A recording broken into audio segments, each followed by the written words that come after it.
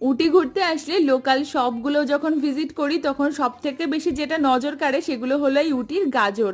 এখানে কিন্তু একদম ফ্রেশ গাজর বিক্রি হয়। এখানকার উটির লোকাল বিট, গাজর, মূলো সমস্ত কিছু বিক্রি হয়। আর দেখলাম এবারও বিক্রি হচ্ছিল প্রচুর ভ্যারাইটি টাইপস অফ সাকুলেন্ট। আর এখন দেখলাম যে এখানে ফ্রেশ আনারস কেটে বিক্রি করছে, দাম নিচ্ছিল 30 টাকা করে। খুবই ভালো ছিল আনারসটা খেতে। আর এখানে এরকম রাস্তার ধারে দেখবে প্রচুর মশলা বিক্রি হচ্ছে 20 টাকা 30 টাকা এরকম পাতায় করে। তবে এগুলোর কোয়ালিটি খুব বেশি হাইফাই না হলেও চলনসই। ভালো মশলা কিনতে চাইলে তোমরা বিভিন্ন রকম ফ্যাক্টরি আছে, এখানে টি ফ্যাক্টরিতে খুব ভালো মশলা পাওয়া যায়। আর আমি বলবো উটি ঘুরতে আসলে তোমরা কিন্তু অবশ্যই এখানকার চকলেট একবার ট্রাই করে দেখো। আমরা নিয়েছিলাম এরকম কিছু চকলেট বাড়িতে গিফটিং পারপাসের জন্য। এই কন্টেনারগুলোর দাম বলছিল 100 রুপিস আর বড়গুলো ছিল 200 টাকা।